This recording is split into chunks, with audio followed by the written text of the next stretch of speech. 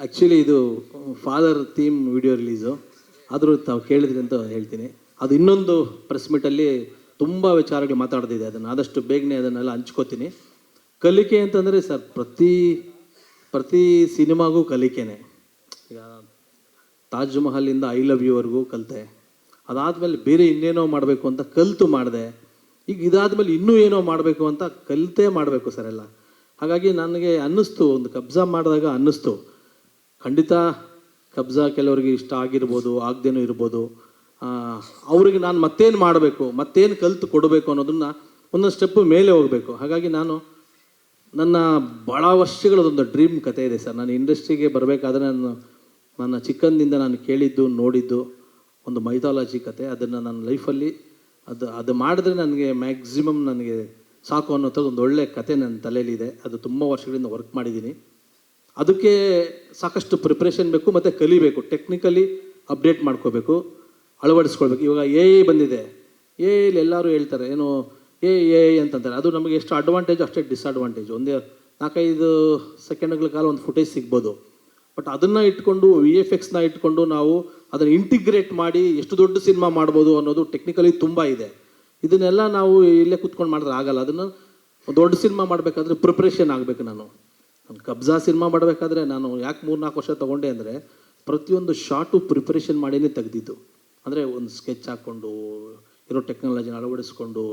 ಹಾಗಾಗಿ ರಿಸಲ್ಟ್ ಕೊಡೋದು ನಮ್ಮ ಪ್ರೇಕ್ಷಕರು, ನೀವುಗಳು. ಖಂಡಿತ ನೀವೇನು ಕೊಟ್ಟರು ನಾವು ತಲೆ ಬಗ್ಗಿಸಿ ತೊಗೋಬೇಕು ಮತ್ತು ಕಲಿತು ಒಂದು ಒಳ್ಳೆಯದನ್ನು ಕೊಡಬೇಕು ಅನ್ನೋದು ನಾನು ಪಾಲಿಸಿ. ಸರ್, ನನ್ನ ಡೈರೆಕ್ಷನ್ದು ಖಂಡಿತ ನಾನು ನೆಕ್ಸ್ಟ್ ಪ್ರೆಸ್ ಮೀಟಲ್ಲಿ ಹೇಳ್ತೀನಿ. ಈಗ ಬರೀ ನಾನು ಇಲ್ಲಿ ಪ್ರೊಡ್ಯೂಸರು, ರಾಜಮೋಹನ್ ಡೈರೆಕ್ಟ್ರು, ನಮ್ಮ ಕೃಷ್ಣ ಬದರ್ದೊಂದು ಒಳ್ಳೆ ಸಿನಿಮಾ ಮಾಡಿದ್ದೀವಿ, ಅದ್ರ ಬಗ್ಗೆ ಮಾತಾಡೋಣ. ಸರ್, ಇದು ಫಸ್ಟು ನನಗೆ ರಾಜಮೋಹನ್ ಯಾರೋ ಗೊತ್ತಿಲ್ಲ, ನನ್ನ ಸ್ನೇಹಿತರೊಬ್ಬರು ಫೋನ್ ಮಾಡಿ ಒಬ್ಬರು ಒಂದು ಕತೆ ಹೇಳಿದ್ರು, ಚಂದ್ರು ನೀನು ಫ್ರೀ ಇದ್ದರೆ ಕತೆ ಕೇಳ್ತೀಯ ಅಂದರು. ನಾನು ಯಾರೋ ಕತೆ ಕೇಳಲ್ಲಪ್ಪ, ನಾನು ಅಷ್ಟೇ ಬರೆಯೋದು, ನನಗೆ ತುಂಬ ಎಕ್ಸ್ಪೀರಿಯೆನ್ಸ್ ಆಗಿದೆ ಅಂತಂದೆ. ಇಲ್ಲ, ಇದೊಂದು ಸತಿ ಕೇಳು ಅಂತ ಕರ್ಕೊಂಬಂದರು. ನನ್ನ ಮುಂದೆ ಕೂರಿಸಿದ್ರು. ಇವ್ರನ್ನ ನೋಡಿದೆ, ಕೂತ್ಕೊಂಡ್ರು. ನನಗೆ ತಮಿಳು ಬರಲ್ಲ. ಇವನು ಹೆಂಗೆ ಹೇಳ್ತಾನೆ ಅಂತಂದರೆ, ಇಲ್ಲ ನೀನು ಕೇಳಿಸ್ಕೊ ಅಂತಂದರು. ಅವ್ನು ತಮಿಳು ಸ್ಟಾರ್ಟ್ ಮಾಡ್ದೆ. ತಮಿಳಲ್ಲಿ ಫಸ್ಟ್ 2 ಲೈನ್ ಹೇಳಿದೆ, ನನಗೆ ಅರ್ಥ ಆಯಿತು. ಯಾಕಂದರೆ ನಾನು ಒಂದಷ್ಟು ಅಲ್ಲೆಲ್ಲ ರಿಲೀಸ್ ಮಾಡಿದ್ರಿಂದ ಅರ್ಥ ಆಗುತ್ತೆ. ಅವನು ಹೇಳಿದ್ದ ಮೊದಲನೇ 3 ಲೈನಿಗೆ ನಾನು ಕತೆ ಸ್ಟಾಪ್ ಮಾಡಿ ಆತನಿಗೆ ಅಡ್ವಾನ್ಸ್ ಕೊಟ್ಟು ಒಂದು ಅಗ್ರಿಮೆಂಟ್ ಮಾಡಿಸು. ಅಂದರೆ ಕತೆಗಳು ಸಿಗೋದೇ ಅಪರೂಪ. ಒಂದು ಎಮೋಷನ್ ಕತೆ, ಅದರಲ್ಲೂ ನನಗೆ ನನ್ನ ಫಾದರ್ ಅಂತ ನನಗೆ ಎಮೋಷನ್ ಮನುಷ್ಯ. ನನ್ನ ತಂದೆಯವರು ಕನೆಕ್ಟ್ ಆದರು. ಮತ್ತು ನನಗೆ ಗೊತ್ತಾಯಿತು ಇದು ಎಲ್ರಿಗೂ ಅವ್ರ ಫಾದರ್ ಕನೆಕ್ಟ್ ಆಗ್ತಾರೆ ಅಂತ ಅನ್ನಿಸ್ತು. ಸೊ ಖಂಡಿತ ಇದು ಜನ ಇಷ್ಟಪಡಬಹುದು ಅಂತ ನನಗೆ ಒಂದು ಪಾಸಿಟಿವ್ ಫೀಲ್ ಬಂದು ಇಮಿಡಿಯೇಟಾಗಿ அவனுக்கு அட்வான்ஸ் ಕೊಟ್ಟು ಸ್ಟಾರ್ಟ್ ಮಾಡಿದೆ ಡೈರೆಕ್ಟರ್ಗೆ. எனக்கு நெகட்டிவாக இல்லை, பாசிட்டிவாக தான் இருந்தது. ಯಾವ ಥರ பாசிட்டிவ் ಆಯಿತು? எனக்கு வந்து லாங்குவேஜ் ரொம்ப ப்ராப்ளம். நான் சொல்கிறது வந்து டெக்னீஷியனுக்கு புரியாது, அவங்க சொல்கிறது எனக்கு புரியாது. அதை நான் கற்றுக்கிறதுக்கே அது நாள் ஆயிடுச்சு. சந்துரு சார் வந்து ஒரு கோடைரக்டர் மாதிரி இறங்கி நின்று வேலை பார்த்தாங்க, அவங்க ப்ரொடியூசராக இல்லை. அதே மாதிரி கிருஷ்ணா சார் வந்து அவருடைய டைரக்ஷன் எல்லாம் அவர் இங்கே காட்டலை, அவர் வந்து நடித்தார். நான் வந்து ப்ரெஸ் மீட்டில் பேசும்போது ஒரு வார்த்தை சொன்னேன், காட்ஃபாதர் மாதிரின்னு சந்துரு சார். ಉಣ್ಮೇಲೆ ಅವ್ರಿಗೆ ನನಗೆ ಒಂದು ಕನ್ನಡ ಸಿನಿಮಾவுக்கு எனக்கு ಗಾಡ್ಫಾದರ್ ಅವ್ರು தான். ಡೆಫಿನೆಟ್ಲಿ ನಾನು ಇದ್ರ ಹಿಂದೆ ಅನುಭವಿಸಿದ್ದೀನಲ್ವಾ. ಆತುರವಾಗಿ ಮಾಡಿದಾಗ ಏನಾಗುತ್ತೆ ಅಂತ ದೊಡ್ಡ ಅನುಭವ ನನಗಾಗಿದೆ. ಹಾಗಾಗಿ ನಾನು ಆ ಥರನೇ ಮಾಡ್ತಿಲ್ಲ. ಕೃಷ್ಣ ಸರ್ಗೆ ಅನಿಸ್ತಿರ್ಬೋದು, ನಾಗಭೂಷಣ್ ಅವ್ರಿಗೆ ಅನಿಸ್ತಿರ್ಬೋದು, ಚಂದ್ರು ಏನು ಇಷ್ಟು ರಿಲ್ಯಾಕ್ಸ್ ಆಗಿ ಮಾಡ್ತಾಯಿದ್ದಾರೆ ಫಾದರ್ ಅಂತ ನನಗೆ ಚೆನ್ನಾಗಿ ಅರ್ಥ ಆಗಿದೆ. ನಾವು ಎಷ್ಟು ಬೇಗ ಬಂದ್ವಿ ಅನ್ನೋದಕ್ಕಿಂತ ಹೆಚ್ಚಿಗೆ ನಾವು ಹೇಗೆ ಬಂದ್ವಿ ಅನ್ನೋದೇ ಮುಖ್ಯ ಆಗುತ್ತೆ. ಅಂದರೆ ಪ್ಲ್ಯಾನ್ ಮಾಡಿಕೊಂಡು ರಿಲೀಸ್ ಡೇಟು, ಸಮಯ, ಸಂದರ್ಭ ಇವೆಲ್ಲವೂ ಕೌಂಟ್ ಆಗುತ್ತೆ ಅಂತ ನನಗೆ ಇದರಿಂದಿನ ಅನುಭವ ಇದೆ. ಹಾಗಾಗಿ ಶ್ರೀಕಾಂತ್ ಸರು ನಮ್ಮ ಶ್ರೀಕಾಂತ್ ಸರ್ ಹೇಳ್ತಾರೆ, ಚಂದ್ರು ಆರಾಮಾಗಿ ನೋಡಿಕೊಂಡು ಹಿಂದೆ ಮುಂದೆ ಸಿನಿಮಾಗಳು ಸಮಯ ನೋಡ್ಕೊಂಡು ಮಾಡಿ. ನಾನು ಬ್ರದರ್ಗೆ ಹೇಳಿದೆ, ಬ್ರದರ್ ಇಬ್ಬರು ಸಿನಿಮಾ ಮಾಡಿದ್ವಿ, ನಿಮ್ಮದು ಹಿಟ್ ಆಗುತ್ತೆ ನಮ್ಮದು ಹಿಟ್ ಆಗುತ್ತೆ, ಚೆನ್ನಾಗಿ ಮಾಡಿದ್ವಿ ಪ್ರೀತಿಯಿಂದ, ಇಬ್ಬರು ಪ್ಲ್ಯಾನ್ ಮಾಡ್ಕೊಂಡು ಬರೋಣ ಅಂದೆ. ಕೃಷ್ಣ ಬದರ್ ಹಾಗೆ ಆಯಿತು ಅಂತಂದರು. ಅದಕ್ಕೆ 26 ಅಂತ ಹಾಕಿದ್ದೀವಿ. ಫಸ್ಟ್ ಆಫ್ ಒಳಗಡೆ ಇಬ್ಬರು ಯಾವುದು ಅಂತ ಅನೌನ್ಸ್ ಮಾಡ್ತೀವಿ. ಕೃಷ್ಣ ಅಲ್ಲ, ನಂದು ನಮ್ಮ ತಂದೆದು ಬೇರೆಯೇ ಕತೆ.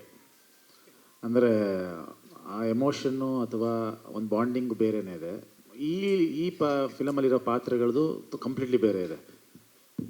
ಅಂದರೆ ಎಲ್ಲರದು ಒಂದು ತಂದೆ ಮಗ ಎಮೋಷನ್ ಅನ್ನೋದೇ ಇದ್ದೇ ಇರುತ್ತೆ. ಬಟ್ ಆ ಕನೆಕ್ಷನ್ನು ಅಥವಾ ಆ ಎನ್ವೈರ್ಮೆಂಟು ಅಥವಾ ಅವ್ರು ಹೆಂಗೆ ಬೆಳ್ಕೊಂಬಂದಿದ್ದಾರೆ ಆ ಪರಿಸ್ಥಿತಿಗಳು, ಸೊ ಇವೆಲ್ಲ ಡಿಫ್ರೆಂಟ್ ಬರ್ತಾ ಇರುತ್ತೆ.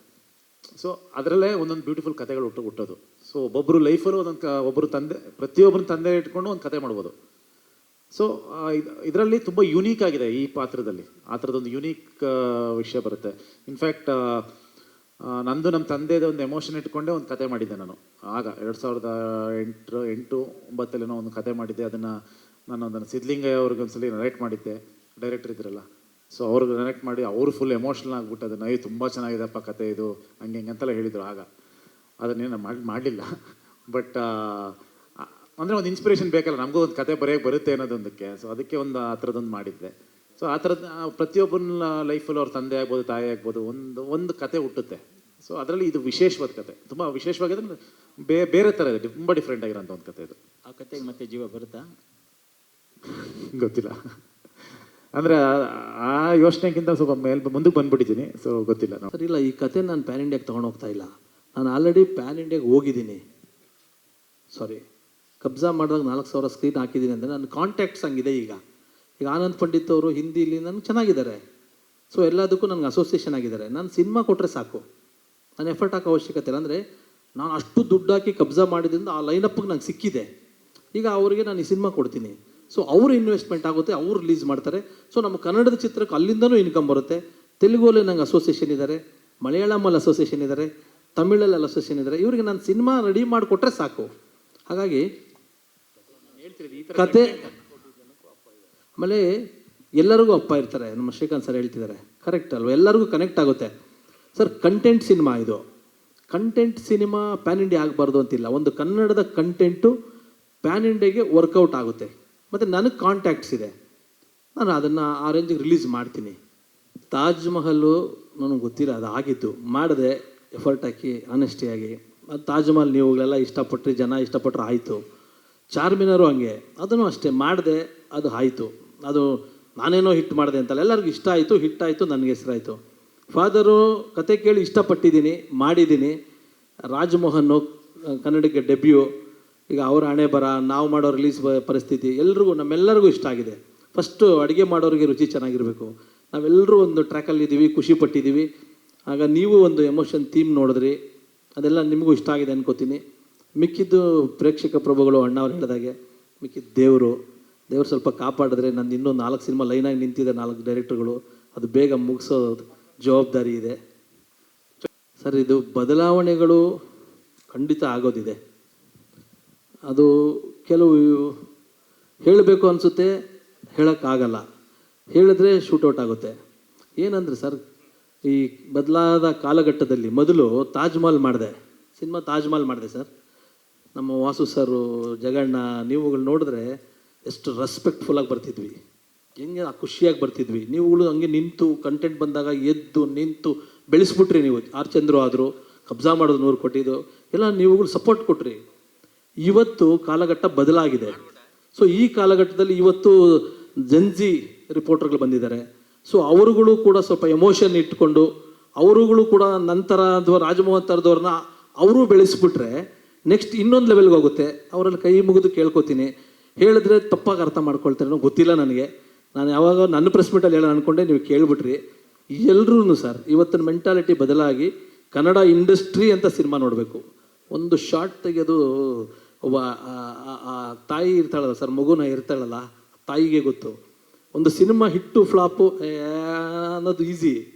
ಆದರೆ ಒಂದು ಶಾರ್ಟ್ ತೆಗೆಯೋದಕ್ಕೆ ಆ ಡೈರೆಕ್ಟ್ರು, ಆ ಪ್ರೊಡ್ಯೂಸರು, ಅವ್ರ ಹಿಂದಿನ ಎಫರ್ಟ್ಗಳು, ಮನೆ ಮಠಗಳು, ಇವನು ದಿನಗಳು ಎಲ್ಲ ಹೋಗಿರ್ತದೆ. ಹಂಗಾಗಿ ಇರಲಿ, ಪ್ರೇಕ್ಷಕರು ಅವರು ಕಮೆಂಟ್ ಹಾಕಲಿ, ಅವ್ರದ್ದೇನು ಅಭಿರುಚಿಗಳೆಲ್ಲರೂ ಹೇಳಿ, ನಾನು ತಪ್ಪು ಅಂತ ಹೇಳಲ್ಲ. ಬಟ್ ನಿಮ್ಮ ಕೈಯಲ್ಲೂ ಇದೆ. ಆ ಹಿರಿಯ ಪತ್ರಕರ್ತರು ಹೇಗೆ ನಮ್ಮಗಳನ್ನೆಲ್ಲ ಬೆಳೆಸ್ಕೊಂಬಂದರೋ ಇವತ್ತು ನಿಮ್ಮಗಳ ಕೈಯಲ್ಲೂ ಇದೆ. ನನ್ನ ಬ್ರದರ್ಸ್, ನೀವು ಎಲ್ಲ ಸಿನಿಮಾಗಳನ್ನು ದಯವಿಟ್ಟು ಎಲ್ಲ ಸಿನಿಮಾಗಳನ್ನು ಬೆಳೆಸಿ. ಕನ್ನಡ ಇಂಡಸ್ಟ್ರಿ ಬೆಳೆದ್ರೆ ನೀವುಗಳು ಬೆಳಿತೀರ, ನಾವುಗಳು ಬೆಳಿತೀವಿ, ಎಲ್ಲರೂ ಜೊತೆಗಿರ್ತೀವಿ. ಸೊ ಕನ್ನಡ ಸಿನಿಮಾನ ಬಿಟ್ಟಿಲ್ಲ. ಅಫ್ಕೋರ್ಸ್ ಒಂದು ಕನ್ನಡ ಸಿನಿಮಾನ ಪ್ಯಾನ್ ಇಂಡಿಯಾ ಮಟ್ಟಕ್ಕೆ ತೊಗೊಂಡೋಗಿದ್ದೆ ಇವತ್ತಿನ ನಮ್ಮ ಜೆನ್ಜಿ ರಿಪೋರ್ಟರ್ಸೇ. ಎಲ್ಲಿವರೆಗೂ ವರ್ಲ್ಡ್ ಗ್ಲೋಬ್ ನೋಡೋ ಥರ ಮಾಡಿದ್ದಾರೆ ಪಾಪ, ಇಲ್ಲ ಅಂತಲ್ಲ. ಸೊ ನಾವುಗಳು ಎಫರ್ಟ್ ಆಗ್ತಿರ್ತೀವಿ, ತಪ್ಪಾದರೆ ಕ್ಷಮಿಸಿ, ಹೇಳಿ, ಪರವಾಗಿಲ್ಲ, ತಿದ್ಕೋತೀವಿ. ಬಟ್ ಕನ್ನಡ ಸಿನಿಮಾನ ಕೈ ಬಿಡಬೇಡಿ. ಯಾವತ್ತೂ ಕನ್ನಡ ಸಿನಿಮಾ ತೊಗೊಂಡೋಗಿ, ಯಾಕೆ ಅಂದರೆ ನಾವು ನಿಮ್ಮ ಜೊತೆಗೇ ಇರ್ತೀವಿ. ಲಕ್ಷ್ಮಿಯವರೇ, ಒಂದೇ ನಮ್ಮಲ್ಲಿ ಶ್ರದ್ಧೆ ಇಟ್ಟು ಸಿನಿಮಾ ಮಾಡಬೇಕು. ಕನ್ನಡ ಪ್ರೇಕ್ಷಕರಲ್ಲಿ ಕನ್ನಡದ ಬಗ್ಗೆ ಅಭಿಮಾನ ಜಾಸ್ತಿ ಆಗಬೇಕು ನನ್ನ ಪ್ರಕಾರ. ಈಗ ನೋಡಿ ಟಾಲಿವುಡ್ಡು ತಮಿಳ್ನಾಡಲ್ಲಿ ಹೆಂಗೆ ಸಿನಿಮಾನ ನೋಡಿ ಪ್ರೋತ್ಸಾಹ ಮಾಡ್ತಾರೋ ಅದೇ ರೀತಿ ನಮ್ಮ ಕನ್ನಡದ ಪ್ರೇಕ್ಷಕರು ಅವರಲ್ಲೂ ಸ್ವಲ್ಪ ಕನ್ನಡ ಅಭಿಮಾನ ಜಾಸ್ತಿಯಾಗಿ ನಾವು ಶ್ರದ್ಧೆಯಿಂದ ಒಳ್ಳೆ ಸಿನಿಮಾ ಕೊಟ್ಟರೆ ಎಲ್ಲ ಚೇಂಜ್ ಆಗುತ್ತೆ. ಖಂಡಿತವಾಗಿ ಅದು ಚೇಂಬರಲ್ಲಿ ಒಂದು ಮೀಟಿಂಗ್ ಕೂತಾಗ ಅದ್ರ ಬಗ್ಗೆ ಮಾತಾಡೋಣ. ಇದು ಫಾದರ್ ಬಗ್ಗೆ ಮಾತಾಡೋಣ. ಚೇಂಬರಲ್ಲಿ ಕೂತಾಗ ಖಂಡಿತ ಒಳ್ಳೆ ವಿಷಯನ ಅದನ್ನು ಅಲ್ಲಿ ಮಾತಾಡೋಣ. ಸರ್ ಪ್ಯಾನ್ ಇಂಡಿಯಾ ಮಾಡೋದು ಸರ್, ಕೆಲವೊಂದು ಆಗೋದು ಸರ್. ಹೇಗೆ ಸರ್? ಹೇಗೆ? ಫಸ್ಟ್ ನಾವು ನಮಗೊಂದು ಗುರಿ ಇರಬೇಕಲ್ಲ. ಎಲ್ಲಾದರೂ ಹೋಗ್ತೀವಿ ಅಂತಂದಾಗ ಒಂದು ರೂಟ್ ಇರಬೇಕು. ನಾನು ಕನ್ನಡಕ್ಕಷ್ಟೇ ಸಿನಿಮಾ ಮಾಡ್ತಿದ್ದೀನಿ ಅಂದರೆ ಅದೊಂದು ರೂಟು, ಇಲ್ಲ ಎಲ್ರಿಗೂ ಸಲ್ಲಬೇಕು ಅಂತ ಅಂದ್ಕೊಂಡಾಗ ಅದೊಂದು ರೂಟು. ಸೊ ಪ್ಯಾನ್ ಇಂಡಿಯಾ ನಾವು ಮಾಡಬೇಕು, ಮಾಡದೆ ಏನೂ ಆಗಲ್ಲ. ಕೆಲವೊಂದು ಮಾಡ್ತೀವಿ, ಅದು ಎಲ್ರಿಗೂ ರುಚಿಸ್ಬಿಡುತ್ತೆ, ಅದು ಎಲ್ಲ ಕಡೆ ಹೋಗುತ್ತೆ. ಕೆಲವೊಂದು ಆಗುತ್ತೆ. ಆ್ಯಕ್ಚುಲಿ ಮಾಡಬೇಕು, ಪ್ಯಾನ್ ಇಂಡಿಯಾ ಮಾಡಬೇಕಂತ. ಪ್ಯಾನ್ ಇಂಡಿಯಾ ಮಾಡಬೇಕು ಸರ್. ಮಾಡದೆ ಹೋದರೆ ಅದು ಹೋಗಲ್ಲ. ಅದು ಮಾಡಿದ ಸಿನಿಮಾಗಳು ವರ್ಕ್ ಆಗಿಲ್ಲ ಸರ್. ಈಗ ನಾನು ದೊಡ್ಡ ಕಬ್ಜಾ ಥರ ದುಡ್ಡು ಹಾಕಿಲ್ಲ. Father content cinema PAN India ಅಂತ ಹೇಳ್ತಿದ್ದೀನಿ. ಪ್ಯಾನ್ ಇಂಡಿಯಾ ಅಂದರೆ ಏನು ಅಂದರೆ, ಫಸ್ಟು ಪ್ಯಾನ್ ಇಂಡಿಯಾದಲ್ಲಿ ಬಿಡುಗಡೆ ಆಗೋದು. ಪ್ಯಾನ್ ಇಂಡಿಯಾದಲ್ಲಿ ಬಿಡುಗಡೆ ಆಗೋದನ್ನು ಪ್ಯಾನ್ ಇಂಡಿಯಾ ಅಂತಂದರೆ ಎಲ್ಲ ರಾಜ್ಯಕ್ಕೂ ಸಲ್ಲಬೇಕದು. ಸೊ ನಾನೇನು ಮಾಡಿದ್ದೀನಿ, ಈಗ ನನಗೊಂದು ಟೀಮ್ ಸಿಕ್ಕಿದೆ. ನೀವುಗಳೆಲ್ಲರೂ ದೊಡ್ಡ ಸಿನಿಮಾ ಮಾಡಿದೆ, ಅದರಲ್ಲಿ ನನಗೇನು ಸಿಕ್ತೋ ಬಿಡ್ತು ಅಂತಂದರೆ ಕಾಂಟ್ಯಾಕ್ಟ್ ಸಿಕ್ತು. ಆವಾಗಲೇ ಹೇಳಿದೆ, ಆ ಕನೆಕ್ಷನ್ಸಲ್ಲಿ ನನ್ನ ಸಿನಿಮಾನ ನನ್ನ ಇನ್ವೆಸ್ಟ್ಮೆಂಟ್ ಇಲ್ಲದೆ ರಿಲೀಸ್ ಆಗುತ್ತೆ. ಸೊ ಅದು ಪ್ಯಾನ್ ಇಂಡಿಯಾ ಆಯಿತು. ಅಲ್ಲಿ ಒಂದು ಕನ್ನಡ ಸಿನಿಮಾ ಬಿಡುಗಡೆ ಆಗುತ್ತೆ. ಒಂದು 200 ಥಿಯೇಟ್ರ್ ಹಿಂದಿ, ಒಂದು 200 ಥಿಯೇಟ್ರ್ ಬೇರೆ ಬೇರೆ ಬೇರೆ ಭಾಷೆಯಲ್ಲಿ ಬಿಡುಗಡೆ ಆಗುತ್ತೆ. ಅದಕ್ಕೆ ಚಂದ್ರು RC ಸ್ಟುಡಿಯೋಸಿಂದ ಇನ್ವೆಸ್ಟ್ ಮಾಡಲ್ಲ. RC ಸ್ಟುಡಿಯೋಸ್ ಏನು ಅಂತಂದರೆ ಪ್ರೀವಿಯಸ್ ಇನ್ವೆಸ್ಟ್ ಮಾಡಿರೋ ಗುಡ್ ವಿಲ್ ಇದೆ. ಹಾಗಾಗಿ ಪ್ಯಾನ್ ಇಂಡಿಯಾ ಅಂದರೆ ದೊಡ್ಡ ದುಡ್ಡು ಹಾಕಬೇಕು, ಪ್ಯಾನ್ ಇಂಡಿಯಾ ಅಂತಂದರೆ ಏನೋ ದೊಡ್ಡ ಎಫರ್ಟ್ ಹಾಕಬೇಕು ಅಂತ ಅಲ್ಲ. ಒಂದು ಒಳ್ಳೆ ಕಂಟೆಂಟ್ ಇಟ್ಕೊಂಡು ಫಸ್ಟೇ ಪ್ಲ್ಯಾನ್ ಮಾಡ್ಕೋಬೇಕು. ಈಗ ನಮ್ಮ ಶ್ರೀಕಾಂತ್ ಸರ್ ಒಂದು ಸಿನಿಮಾ ಮಾಡ್ತಿದ್ದಾರೆ. ನಾನು ಹೇಳಿದೆ, ಸರ್ ತೆಲುಗುಗೂ ಮಾಡಿ ಸರ್, ಡಿಸ್ಕಸ್ ಮಾಡಿದ್ವಿ. ಈಗ ದೊಡ್ಡ ಒಂದು ಟೀಮ್ ಜೊತೆ ಕೊಲಾಬರೇಟ್ ಆಗ್ತಿದ್ದಾರೆ ಅವ್ರದ್ದು ಹಲ್ಕಾ ಡಾನ್. ಸೊ ಯಾಕೆ ಹೋಗಬಾರ್ದು? ಅಲ್ಲೊಬ್ಬ ನಿರ್ಮಾಪಕರಿದ್ದಾರೆ, ಸರ್ ನೀವು ಸಿನಿಮಾ ಕೊಡಿ, ನಾವು ಅದನ್ನು ದೊಡ್ಡದಾಗಿ ತೊಗೊಂಡೋಗಿ, ದೊಡ್ಡ ನಿರ್ಮಾಪಕರು. ಹಾಗಾಗಿ ಪ್ರಯತ್ನಗಳು ಆಗಬೇಕು ಸರ್. ಇಲ್ಲ ವರ ಅನ್ನೋದಕ್ಕಿಂತ ಹೆಚ್ಚಿಗೆ ಪ್ರಕಾಶ್ ರಾಜ್ ಸರ್ ಜೊತೆ ಕೆಲಸ ಮಾಡಬೇಕು ಅಂತ ಎಲ್ಲರಿಗೂ ಒಂದು ಆಸೆ ಇರುತ್ತೆ. ನೀವು ಹೇಳಿದಾಗ ಪ್ಯಾನ್ ಇಂಡಿಯಾ ಆರ್ಟಿಸ್ಟ್ ಅವರು. ನಾವು ಫಾದರ್ನ ಎಲ್ಲ ಲ್ಯಾಂಗ್ವೇಜ್ಗೂ ಕೊಡಬೇಕು ಅಂತ ನಾನು ಅನೌನ್ಸ್ ಮಾಡಿದಾಗ, ಅವತ್ತೇ ಹೇಳಿದ್ದೆ, ಸರ್ ಇದು ಎಲ್ಲ ಕಡೆ ನನಗೆ ಟೀಮ್ ಇದೆ. ಈಗ ಆನಂದ್ ಪಂಡಿತ್ ಸರ್ ಇದ್ದಾರೆ, ನಿಮ್ಗೆ ಅವತ್ತೇ ಅನೌನ್ಸ್ ಮಾಡಿದೆ. ಅಲಂಕಾರ್ ಪಾಂಡ್ಯನ್ ಇದ್ದಾರೆ. ಇವರೆಲ್ಲ ಇದ್ದಾಗ ನನ್ನ ಜೊತೆ ಒಂದು ಬಳಗ ಇದೆ. ಅವ್ರು ನಾನು ಸಿನಿಮಾ ಕೊಡ್ತೀನಿ ಅಂತ ಅವತ್ತೇ ಕಮಿಟ್ ಮಾಡಿದ್ದೀನಿ. ಸೊ ಅದಕ್ಕೆ ಪ್ರಕಾಶ್ ರಾಜ್ ಸರ್ ತೊಗೊಂಡ್ರೆ ಎಲ್ಲ ಲ್ಯಾಂಗ್ವೇಜ್ಗೂ ಆಗುತ್ತೆ ಅಂತೇಳಿನೇ ಪ್ಯಾನ್ ಇಂಡಿಯಾಗೋಸ್ಕರನೇ ಅವ್ರನ್ನ ತೊಗೊಂಡ್ವಿ ಸರ್. ಅದೇನು ಹೇಳಿ ಸರ್, ಎಷ್ಟೋ ಜನಕ್ಕೆ AI ಇಂಟಿಗ್ರೇಷನ್ಗೂ VFXಗೂ ತುಂಬ ಜನ ಕನ್ಫ್ಯೂಷನಲ್ಲಿದ್ದಾರೆ. ನಾನೇನು ಒಂದೂವರೆ ವರ್ಷ ಕಲಿತೆ ಅಂತ ಹೇಳಿದ್ನಲ್ಲ ಸರ್, ನನ್ನ ನೆಕ್ಸ್ಟ್ ಸಿನಿಮಾಗೆ. ಸರ್ AI ಅಂದರೆ ನಿಮ್ಗೆ ಗೊತ್ತು, ನೀವು ತುಂಬ ಯೂಸ್ ಮಾಡ್ತಿರ್ತೀರ. ನಿಮಗೊಂದು 5-6 ಸೆಕೆಂಡ್ ಫುಟೇಜ್ ಸಿಗುತ್ತೆ. ಪಾಪ ದೊಡ್ಡ ಸಿನಿಮಾ ಮಾಡಿರ್ತಾರೆ, ಒಂದು ಇಡೀ ಸಿನಿಮಾನ AI ಮಾಡೋಕ್ಕಾಗಲ್ಲ. ಆಗಲ್ಲ. ಅದನ್ನು VFX ಮಾಡಬೇಕು. ಒಂದು ನಾವು ಚಾಟ್ GPT ಎಲ್ಲೋ ಅಥವಾ ಯಾವುದ್ರಲ್ಲೋ ಒಂದು ಆ್ಯಪ್ಗೆ ಹೋಗ್ಬಿಟ್ಟು ಒಂದು 2-3 ಶಾರ್ಟ್ ತೊಗೋಬೋದು ಅಷ್ಟೇ. ಸೊ ಇಡೀ ಸಿನಿಮಾ ಮಾಡಬೇಕು ಅಂತಂದರೆ ಅದಕ್ಕೆ ಆದ ಟೆಕ್ನಿಕಲ್ ಯೂಸ್ ಮಾಡಬೇಕು. ಈಗ ನಾನು ನೋಡಿದ್ದು, ನೀವು AI ಅಂದ್ಕೊಂಡ್ರಿ, AI ಇಂಟಿಗ್ರೇಟ್ ಮಾಡಿ ರಿಯಲ್ ಫುಟೇಜ್ ಇಟ್ಟು ಅದನ್ನು ನಾನು ಮಾಡಿರೋದು. ನಾನು ಇಲ್ಲದೇ ನಿಮ್ಗೆ ಅಷ್ಟು ಲೆಂತ್ ಬರಲ್ಲ, ಅಷ್ಟು ಅಕ್ಯುರೇಟ್ ಬರಲ್ಲ.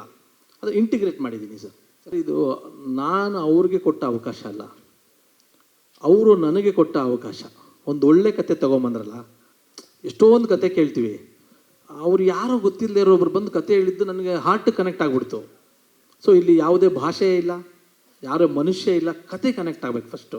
ಆ ಕತೆ ಕನೆಕ್ಟ್ ಆದಾಗ ನಾನು ಇದು ಮಾಡೋಣ, ಎಫರ್ಟ್ ಹಾಕೋಣ, ಇದಕ್ಕೆ ಇನ್ವೆಸ್ಟ್ ಮಾಡೋಣ ಅಂತ ಅನ್ನಿಸ್ತು. ನಮ್ಮ ತಂದೆ ಇಲ್ಲೇ ಇದ್ದಾರೆ. ಅವ್ರಿಗೆ ಆ್ಯಕ್ಚುಲಿ ನಮ್ಮ ತಂದೆಗೆ ಈ ಸಿನಿಮಾ ಡೆಡಿಕೇಟ್ ಇದು.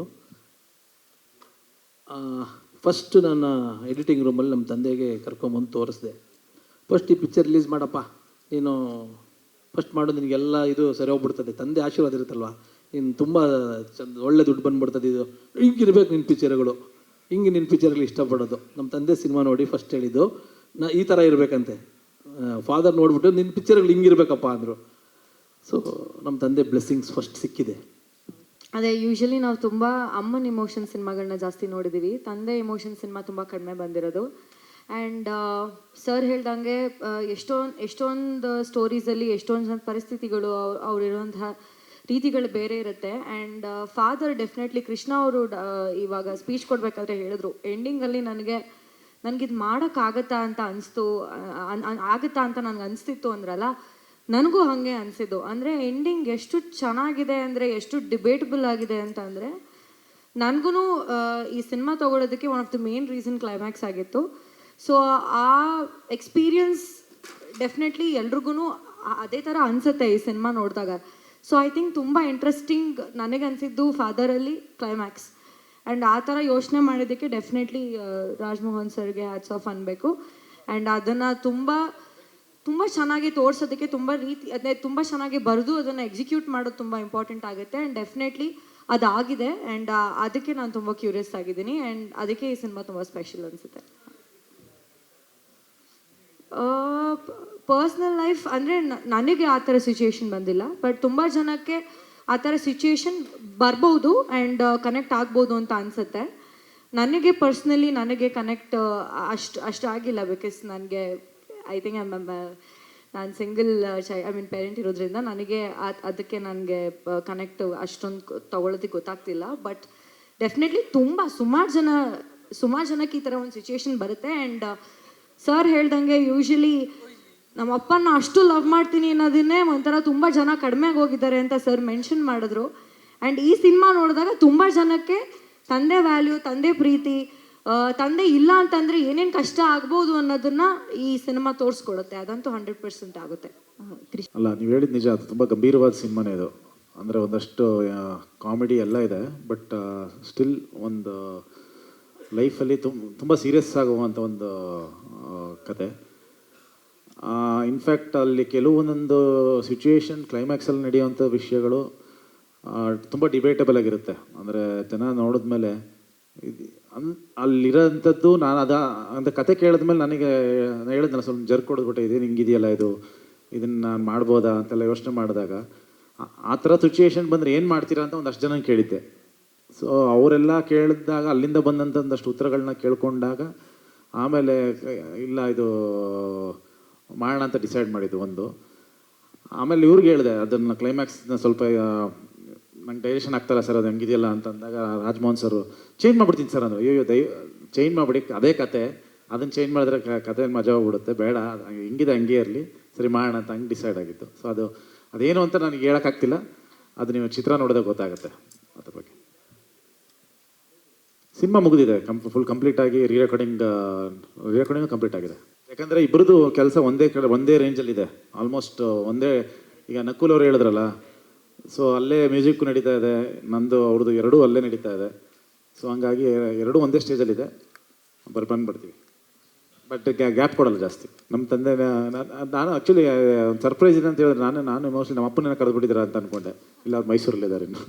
அப்பாங்கிறதே இமேஜினேஷன் இல்லைல்ல சார். அப்பாங்கிறது வந்து லைஃபோட பிளட்டோட கனெக்ட் ஆனது தானே.